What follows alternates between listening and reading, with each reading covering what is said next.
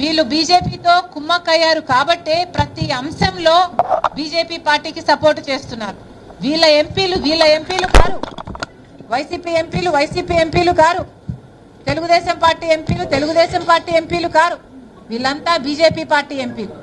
ఈ పార్టీలకు వేసే ప్రతి ఓటు బీజేపీకే పోతుంది. కనుక ఆంధ్రప్రదేశ్ ప్రజలు అప్రమత్తం కావాలి. కాంగ్రెస్ పార్టీ తరఫు నుంచి మేము చెప్తున్నాం, రాహుల్ గాంధీ గారు ప్రధానమంత్రి అయిన రోజున మొట్టమొదటి సంతకం ఆంధ్రప్రదేశ్ స్పెషల్ స్టేటస్ ఫైల్ మీదనే పెడతానని మాటిచ్చారు. దయచేసి మళ్ళీ బీజేపీ ట్రాప్లో పడకండి.